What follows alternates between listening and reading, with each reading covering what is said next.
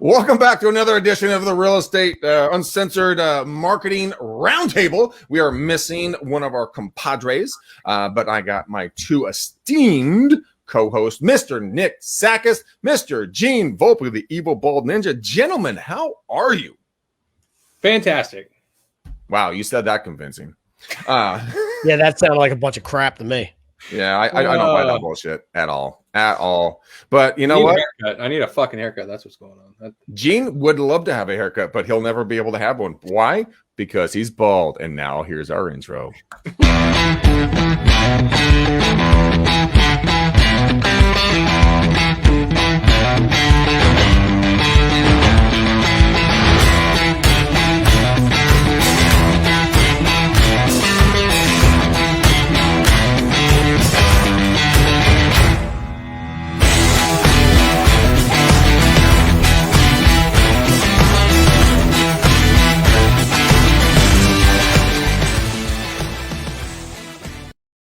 So I just got to ask real quick. I mean, did the bald comment hurt?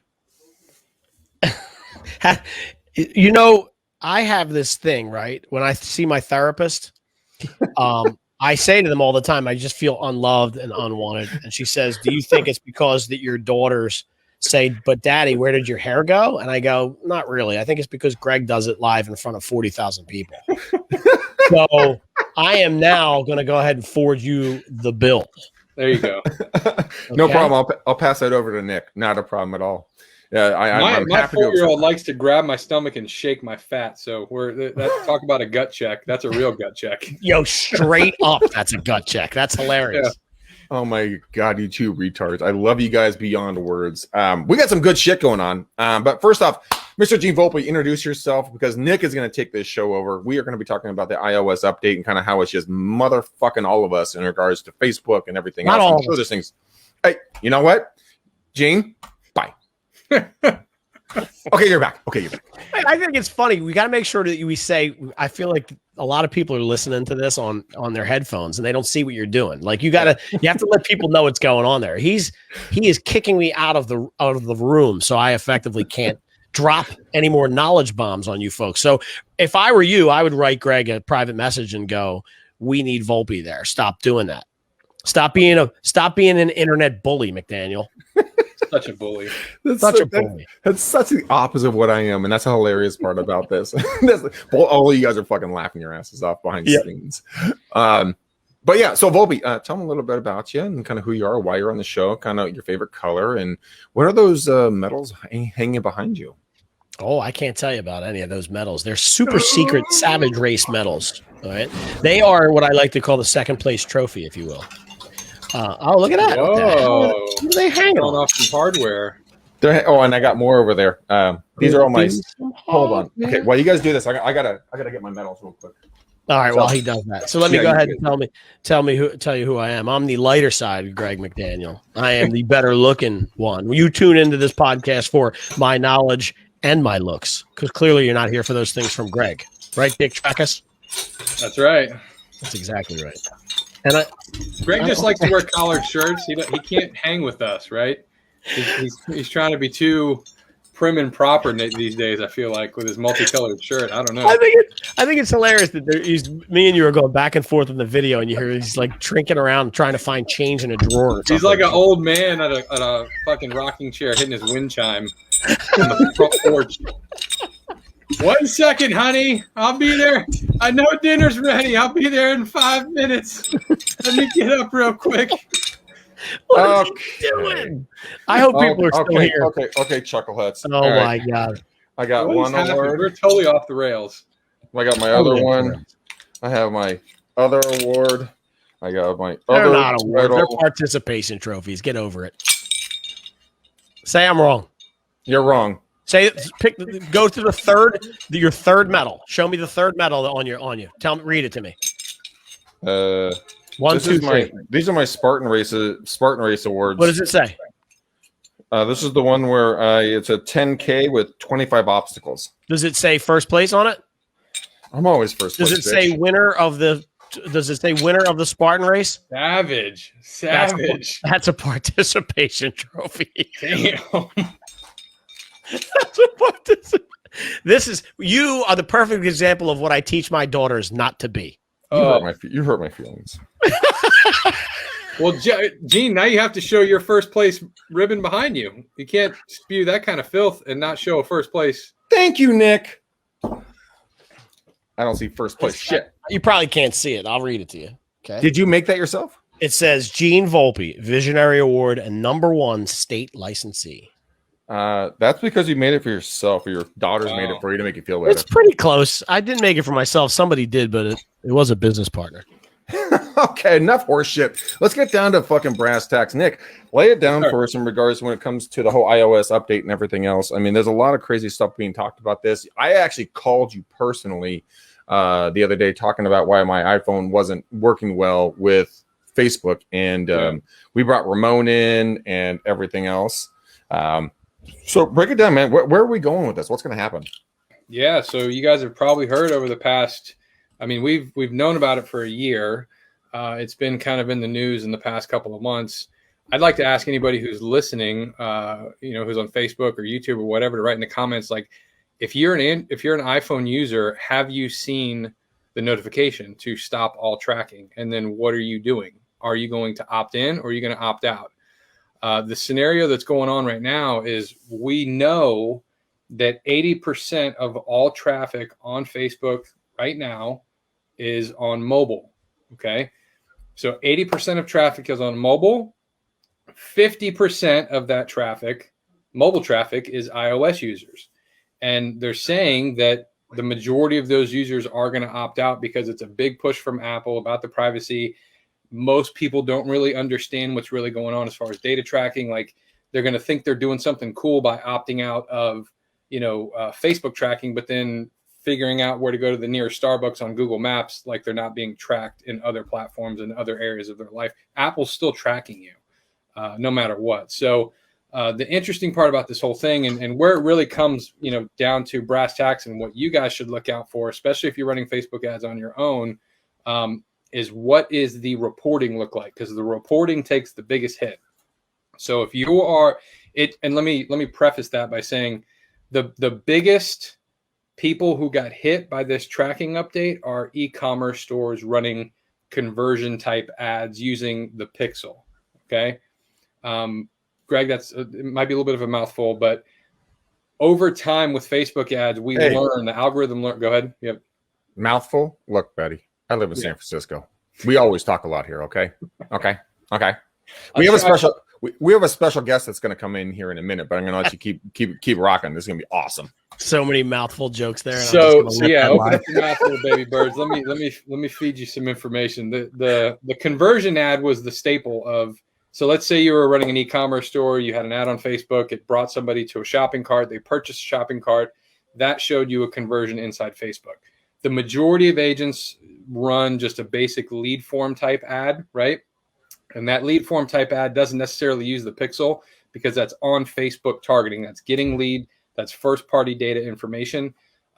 So what's happening is when people opt out of this iOS tracking now on Apple, when they go to land on your website, if they've opted out, now that Facebook pixel that everybody's heard about and relies on mostly for tracking is going to disappear.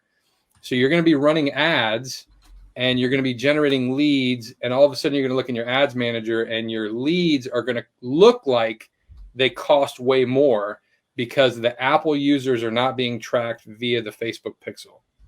So that is the very short brief. Now, there's ways around it. We can get into that, but just let's digest that small portion of if somebody opts out of iOS tracking and they land on your website and you're using the Facebook pixel for conversion, any kind of web event, that data is now gone inside the ads manager from a very basic level. So hold on, let me stop you. Let me ask you this question then, just from a fiduciary perspective, right? Oh, my boy. What is going to be, and I know you're not going to be able to answer this for sure, but what's going to be the financial impact to Facebook on this? Are they just going to double their rates because people are going to spend less money because they can't hit the Apple? No. Like, tell me what's going to happen there. What's your prediction? Facebook is really smart. Okay. Well, we know that, right? We know that, right? Facebook is really smart, and this is all just a big media play. This is just a battle between two companies.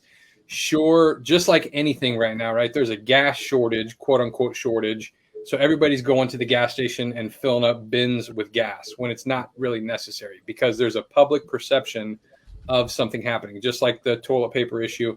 So like there's kind of a public perception right now of, oh, I'm not being tracked on Facebook anymore, so Facebook ads don't work for Apple users.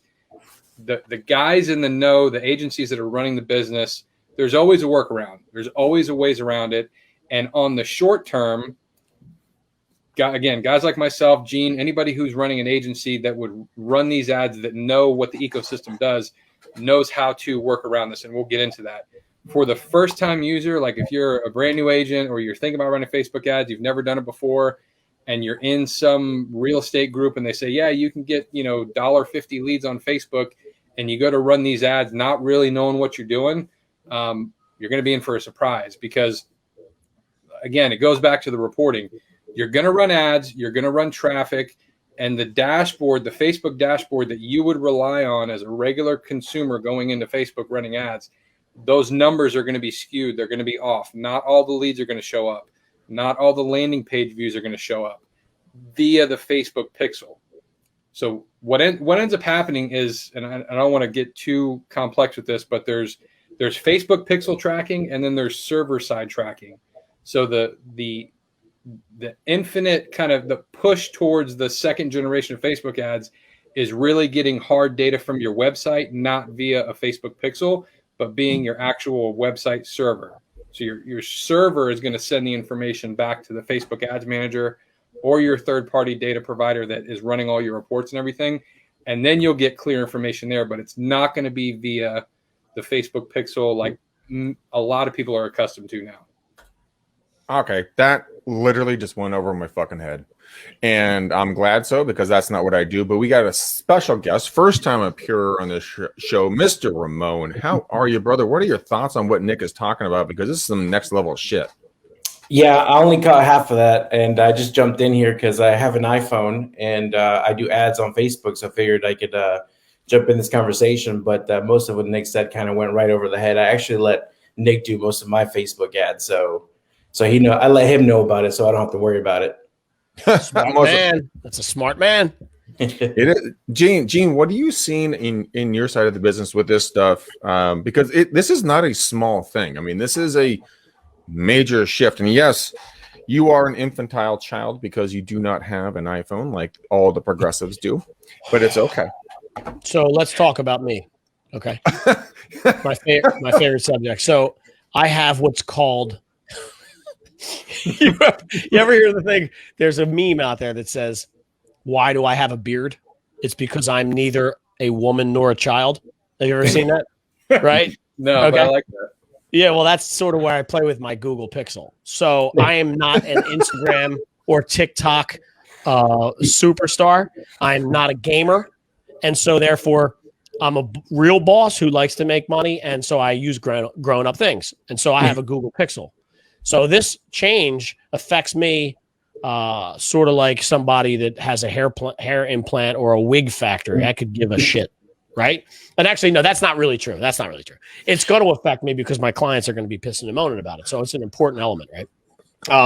Ramon, but I think Nick makes a good point. There's guys, and admittedly, Nick is light years ahead of me when it comes to many things, including this. What we're talking about here, like I haven't spent much time diving into this yet. Like actually, I'll be honest with you, I'm in the business and I'm no slouch. If I had a question about it, guess who I would call? Nick. I'd call that dude. So I really would. He'd be my first call all day, and I've done it on multiple occasions for multiple things. So a guy like Ramon is a smart dude because Ramon knows where his bread is buttered, and he's handling that. And he knows that Nick can handle the other side of it. And when it comes to stuff like this, it's, do you want to spend 30 cycles on something that you might probably never understand anyway? Or do you want to get a guy like Nick on the phone to have him answer a couple questions and direct you in the right direction? Right. So I think that's my sales pitch for Mr. Sakis, if I'm being honest. Not that he needs one, but honestly, that's what he's here for. Right. That's why it's important that when you come to these things, I think 80% of what we talk about in the show is stuff that anybody can do. If you're going to put the sweat equity in and the time and effort to figure it out, there's nothing really scientific about it. There's going to be 15 to 20% of these things that are most people are going to go, huh? I mean, you guys just did it. Like, huh? I understood everything he said. It makes total sense to me, but I'm on the back end. I'm a geek. So at some point, that 20%, when you want to get to that next level, you're going to have to offload that to an expert. And that's kind of why you would call Nick Dick Trackus. Dick Trackus. It is his name. His alter ego is Dick Trackus. Yes, correct. here on the show. I want to dive in really, really quickly. And there go the glasses. Yes, okay, now we have the aviators on. Yes. So let's talk really quickly in regards to kind of some of the stuff, Nick, that you're doing and how you're helping Ramon and some of your other clients, how other people can, when they're watching and listening to this, how do you circumvent this? I mean, how do you pivot at 180 degrees, going from what you've always done to what you can't do anymore, and what that might mean for everybody's businesses? Because we all have different interpretations of kind of how we want to generate leads in business and put clothes on our family members and ourselves and food on our tables and everything else. So I'd love to break it down. Then I want to have Ramon come in and talk about a little bit about what Nick's been doing for you and kind of that success level, because I mean, you are blowing the F up and you're crushing it out there in North Carolina. So Nick, let's start with you. Yeah. So two things to do, right? We talk about this big update is the difference between, and I don't want to go geeky too much again, but first-party data versus third-party data. So first-party data, meaning leads that you actually acquire on your own via lead format or driving traffic to a website, asking people for name, email, and phone number, which you always should, right? So the first-party data is pretty much untouched. If you're capturing a lead form on Facebook and you're gathering that data, you're good, right? You're going to be good. This just goes into phase 2 of marketing that we've been doing for a long time, of not necessarily like we use the pixel for retargeting, but we also retarget based on user engagement on Facebook. So that's where the party's at, right?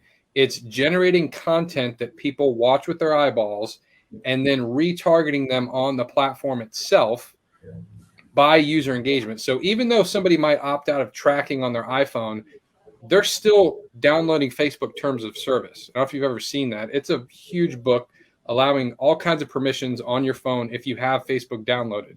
So as long as that user is interacting in some capacity with your brand via video, we can retarget them with the call to action the same way as if they trip and fell into your IDX website and never knew about you on Facebook, and then we would retarget that way. So first-party data, always capture name, email, address, phone number on Facebook itself or on your website if you can. But second-tier marketing, are you retargeting with video? Are you going to cold audiences with video anyway, getting people to resonate with you, and then retargeting based on what percentage of video view was watched and all of the different intricacies of the types of ads that you could run? So first-party data, engagement on Facebook, and you're still going to win. Well, that was about as clear as mud. But I think that it's the same shit we talk about. Create videos that people want to watch, and then you retarget those people with an ad that says "Buy my shit." Like, it's very simple. Let me stop. People like and buy my shit. Let me stop you real quick. This brings up a really good point. So, because I mean, you like Nick, when this first came out, you can be honest. When this first happened, you probably had questions too, right? As far as deep as this stuff goes for you, sure. There's things that come up that inside and out that changes on a regular basis that you go, oh shit, I don't know how that works. Let me figure this out, right? Yeah. Where does a guy like Greg or a guy like Ramon go to be able to make the decision that, yeah, I can do this myself? Uh-oh. I feel like I just got pulled over. Is that weird? Oh my God. License and insurance, please, Mr.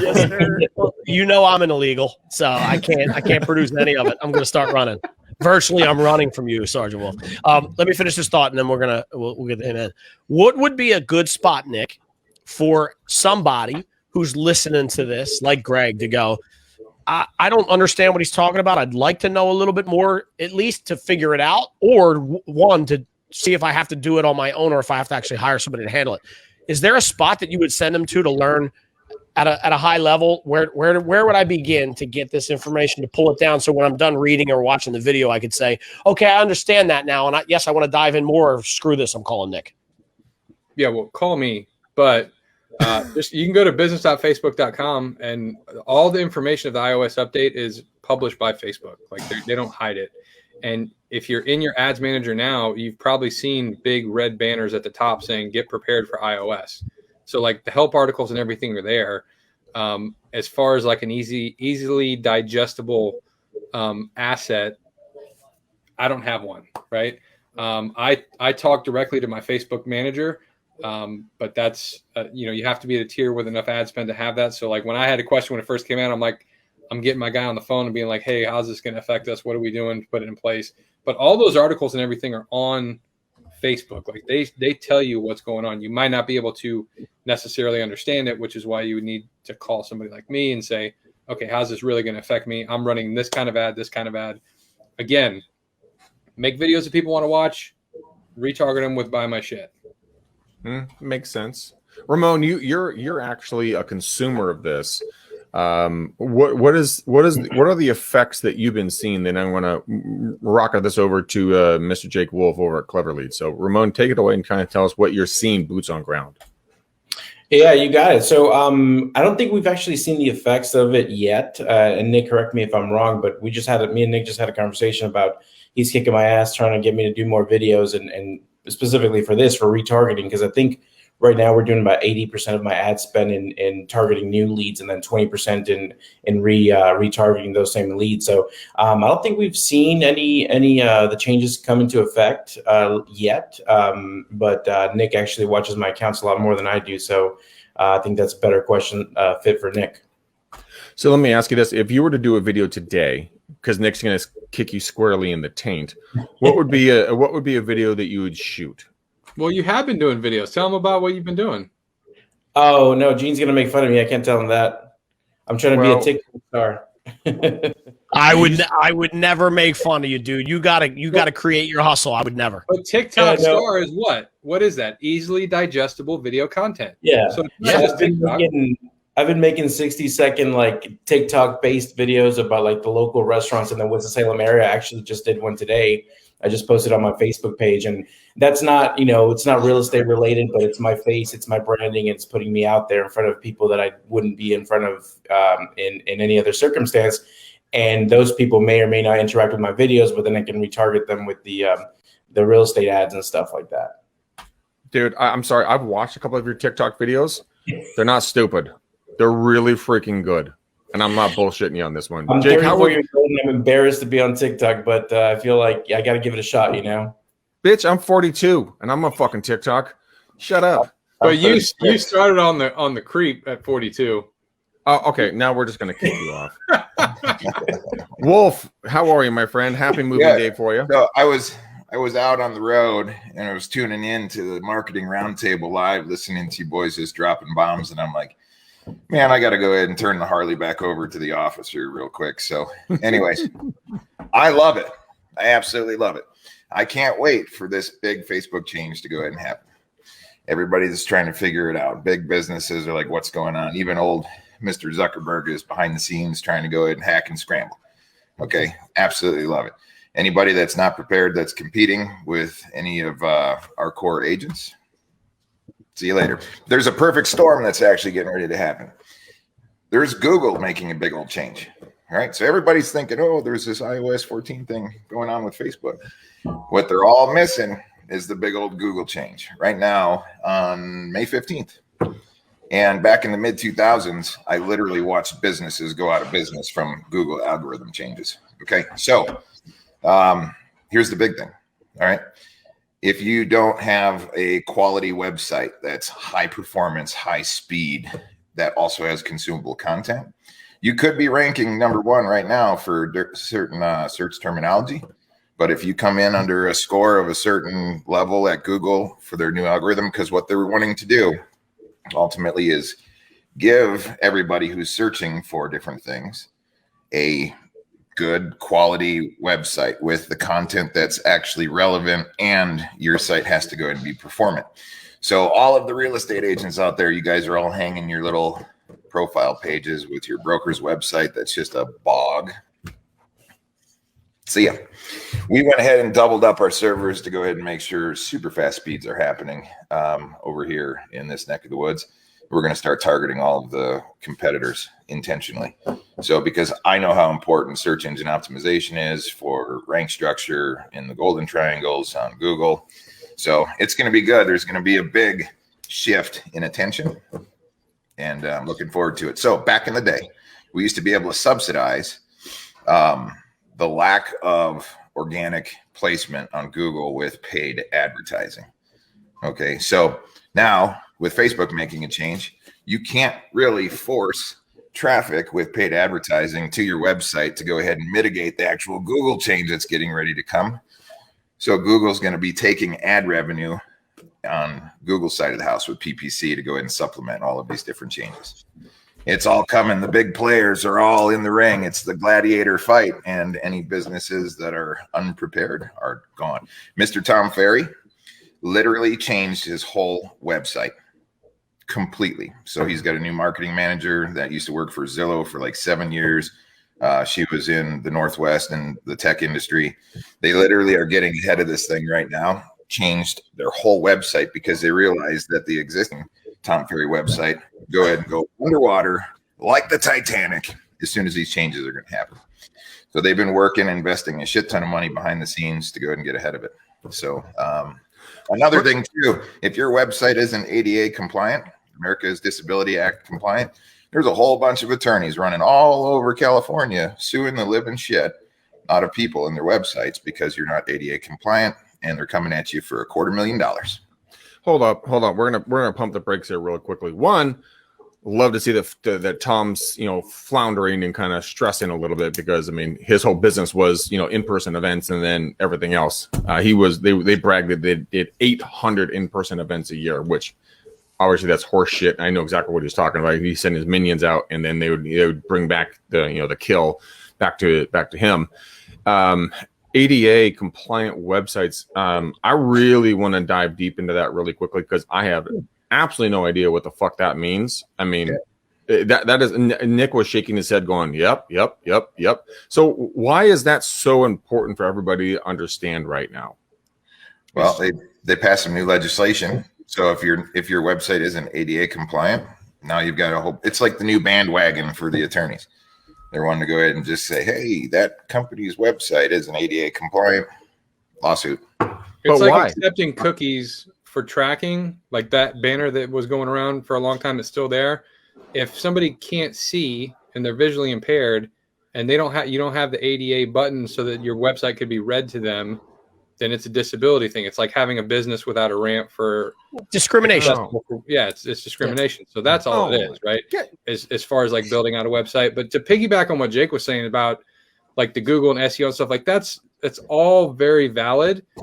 However, the amount of agents that are really relying, and like Tom Ferry's a big business, and so he should focus on SEO. He should know what the fuck's going on with Google and his page ranking. But the majority of agents don't know what SEO is. They don't understand what page rankings are. They're not in any kind of map packs. They're literally turning on Facebook lead ads to try to survive with listings or buyer leads in the next 30 days, right? So like that overall idea of Google changing, like that's a problem. If you already have an established website and you're already getting traffic without paid advertising, it's a problem. But the iOS tracking thing on Facebook, this all comes down to having the knowledge, like listening to a show like this, so you fully understand how to bob and weave out of all these different platforms, because there's enough business to go around just focusing on Facebook or just focusing on Instagram or just focusing on your website SEO. There's an overall strategy involved here, but the iOS update is specifically affecting Facebook itself and how you should think about your brand strategy on Facebook and Instagram. The website thing is going to be a small percentage of people. I put in the comments, like, is there anybody even listening to this show that has an SEO ranked website that's not running ads, it's generating leads? I talked to maybe 1 out of 10 agents that have that going on. Yeah. All right, look, That's what I'm looking forward to, Nick, to be honest with you. No, I get it. I'm not, I understand, dude. Like, that's awesome. I get it. I'm just, my world, like, we're not the bigger business side of things. Sure. Other companies that I represent, that I do paid ads for, like, that's a big deal. The average agent, I don't know if the Google update's really going to matter a whole lot. But if you're even thinking about building a website, like if you want to sign up with Clever, it's good to know that Jake's on top of it. Like if you want a website with Clever and you call them up and you're like, hey, is your website ADA compliant? Or if you get somebody else to build a website for you, know these questions to ask so you know if you're not going to be out of date on your website from day one, right? So let me ask you this. Why wouldn't a real estate agent want to go ahead and have a website that's fast, performant, ahead of the curve on any Google changes, also gives you full control to go ahead and put all of this consumable content, whether it's written or on video, so that now you can go ahead and start ranking on sub-index pages all over for SEO, because we know our consumers are searching for stuff on Google just as much. They should. Any of these other websites, they should call you. They should get that website, right? I build websites too. Like that's not having the website. It should be a staple for sure. But the majority of agents, I'm being the parakeet on your shoulder, like opposite here. Most agents just have, like you said, the bloated IDX website from their broker, and they don't know, but they still did $5 million last year with that stupid website. Yeah. Right?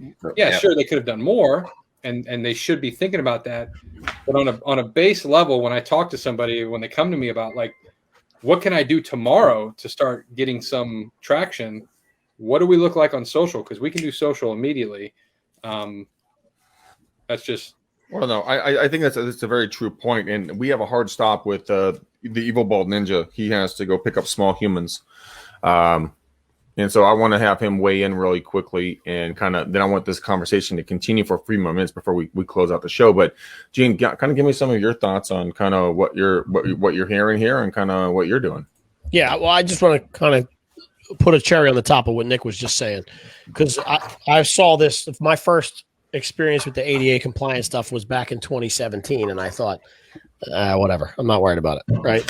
And I still actually am not, but I know where it's going to come up, and it will eventually. And it's one of those things. If you have deep pockets, they're going to target the ones with deep pockets first. Tom Ferry's standing out there waving in the wind to attorneys because they look at it and they go, if I sue a guy who's making $13 a year, what am I going to get? Nothing, right? But if I sue somebody who's doing 800 events a year, what am I going to get? Probably something. So let's make sure they're compliant and go after them if not. But I will say this. Here's where I think the bigger, like right now, there's something else that I think just came to the forefront as we were talking about this that I think is way more important than any of the things that you buffoons are talking about. And I just got a word that Chick-fil-A is facing a sauce shortage. So you go, yeah, look, I'm not kidding. Look at this. And you see that? And so that's on CNN's business page, just in case you thought that was important. And so what they're doing now is they're limiting one sauce per order now. And this is a problem of mine. I think that my daughter, I'm going to probably have to go to school now to pick up my daughter so I can keep her together. Once she finds out about this, we're in big trouble. Oh my God. So discuss, gentlemen. I will see you next week. Go to your local grocery store. They have Chick-fil-A in bottles. They have this. They do. Oh my God. This world is so fucking jacked. It's not even funny. Gene, before you leave, where can they get a hold of the Gene envelope? And then we're going to continue the conversation. You can't call Nick Sakis. Bye. And he's gone. All right. So we have gas shortages. We have chicken sauce shortages. Lumber. We have lumber shortages. We have copper shortages. We have toilet paper shortages. Microchip, wasn't that the microchip shortages too? Yeah, for automotive. Yeah. I'm paying $4,000 today to get my car fixed. And the one reason why is that, dude, when shit hits the fan, I'm getting the fuck out. I'm getting mobile 100%, going to be able to rock and roll. I'm going to be chasing Jake on his, he's going to be his Harley. I'm going to be him in the SRT.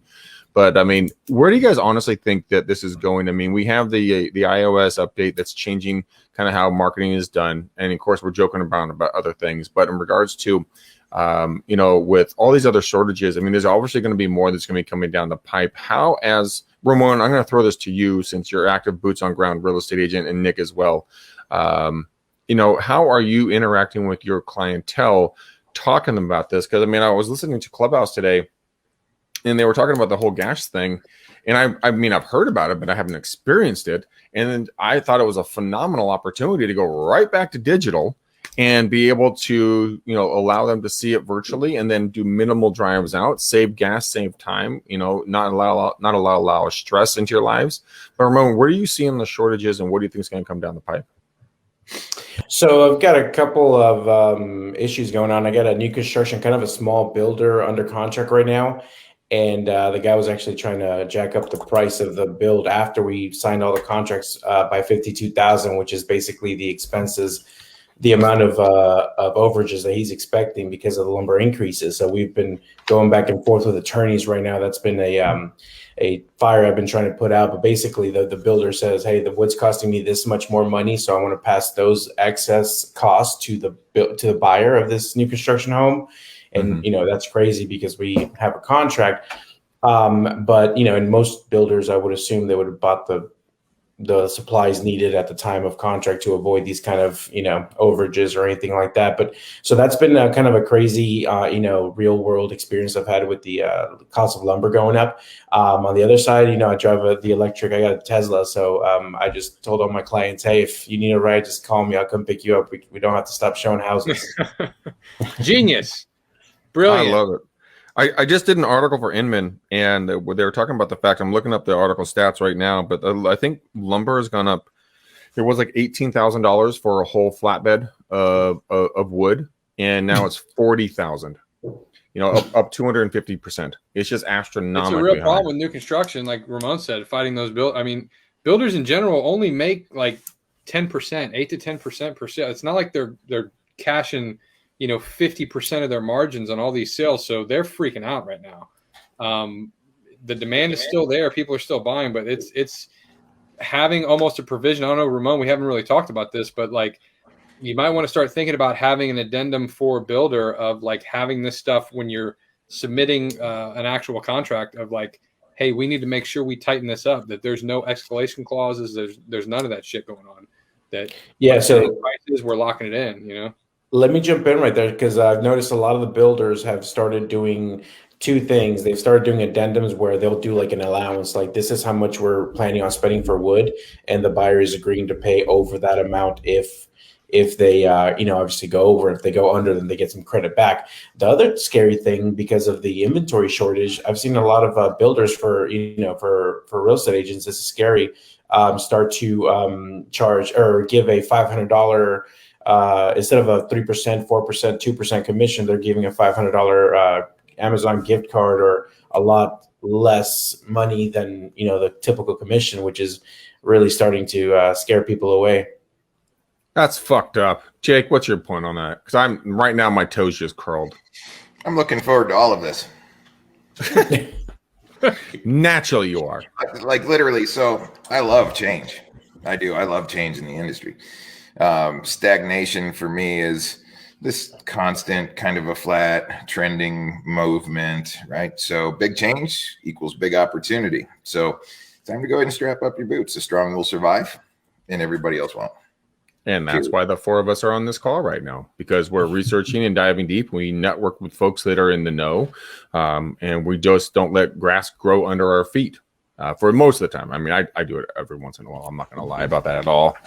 But, gentlemen, we're going to close this thing out. We are nearly at our bingo for the show. So I'm going to start with our newest addition on the show. First time long time listener, Mr. Ramon. How can people get a hold of you? How can people reach out to you? Just on Facebook, Ramon. I don't know why I have my middle name on here, but that's Valentin is my middle name, Ramon Valentin Lomeli, or Ramon _the_ realtor on TikTok and Instagram as well. Nice. By the way, your Mextex video, I watched it on mute when you guys were talking. Loved it. Yeah. Everyone's got to go watch that 100%. Send Ramon all your referrals. Where are you located, Ramon? He needs all your referrals for real. Like, he's the best agent. Thank you, Nick. Winston-Salem, North Carolina, the Triad, Greensboro, Davie County, Forsyth County, Guilford County, Central North Carolina. Send me your referrals. You will get paid. Send him a customer, and you will get paid. He will close the deal. Yes, he will. That's why we love him. Mr. Nick Sakis, how do people get a hold of you? Because you are a sexy, shrinking man, and we love to see this. If you want to see me with my shirt off, go to my Facebook profile or my YouTube channel, because I've been documenting my journey on this 108-pound weight loss. But I do shed some clothes in those videos. So if you'd like to see more of me by seeing less of me, follow me. Nick is going to start an OnlyFans. Nick, you should start an OnlyFans. If you want to book an appointment with me to talk about all these iOS changes and how we can navigate and better serve you on the social ad side, go to getamplifiedmarketing.com and book an appointment on my calendar. Yeah, absolutely. And Nick, I'm so sorry I was not on top of that. So there it is, Get Amplified Marketing. You can go right there and reach out to him, guys. He is absolutely incredible. That's why I've worked with him, and he and I have become very close friends. He is a solid human being, as you guys well know.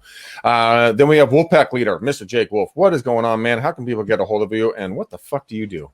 Oh, I'm not going to tell anybody today, but however, I do have a big old question and an ask for everybody in the audience. My good friend Nick Sakis is looking to go ahead and add more friends on Facebook, so much so that I went ahead and created 2 Facebook profiles, and I friended them both times. All right, so go on up here to hang out with Mr. Nick Sakis, and if you need anything relating to marketing, he's a beast mode. So as soon as Nick says I can't handle anymore, come on over to Clever Leads, and I'll dress you for the success party. We got Clever Leads, we got trucking, we got all kinds of stuff. We even have cats with lizards on them. I mean, we just got all kinds of crazy stuff that we're doing over here, guys. Guys, Jake, thanks for popping in. Ramon, thank you for popping in. Nick, thank you for always being here for the marketing roundtable. Guys, my name is Greg McDaniel. And as you guys know, I am your proud host of this show. And unfortunately, Matt Johnson could not make the show today. He was too busy getting additional tattoos. We just don't know why, but God bless him. But reach out to me at 925-915-1978. If you guys want to do a coaching call or kind of talk about marketing or anything else, I would love to kind of work with you guys. But I love you to pieces. Guys, Ramon, this is your first time doing this, so you better, put on your big boy panties. Nick and I was getting ready to make my calls. I figured I'd jump in. Good. Nick, Jake, and Ramon. Guys, I need 3 colors for the bow on the show. Jake, we'll start with you. We're going to go like unleaded gas can red for all of my friends down there in the Southeast. Okay. Unleaded. Listening to the Real Estate Uncensored Marketing Roundtable. Cheers and charge hard to you. I'm glad you guys could find some time while you're in the gas line to listen to these professional men. Gas can red. I love that. I did not know that was a color. Nick, what is your color for the bow? I'll go blue for Facebook. Facebook blue, since we're talking about Facebook. All right. You guys are really coming up with some interesting colors. Ramon, your first time ever picking a color for the bow for the show. Oh, let's go. Is lumber brown a color? Let's go lumber brown. Or pine. I think pine would be a color technically. All right. We're going to do lumber brown or pine brown. What do you want to do? Pine. Damn it. I already wrote lumber. Okay, fine. We'll do pine. All right, guys. Hey, I want to literally thank every single one of you guys. Thank you for watching, listening, and paying attention to the show. This is the Marketing Roundtable. We do this every single Wednesday. We're going to be bringing in special guests like Ramon, Jake, Nick, Gene, and other folks like that. If you like them or like whatever they say, please give us a 5-star, not a 2-star review in every single location that you guys are doing any kind of listening to or watching podcasts. And share the show. Share it. Yeah, see, he already took the words out of my mouth. This is why he's my co-host. Yeah, share the show. And so we're going to put a gas can red / Facebook blue / a pine brown bow tie on the show. Guys, I love you to pieces. We couldn't do this without you. If you guys weren't here, we wouldn't be here as well. So like Nick said, share the show. And until next time, peace out, ninjas. We gone.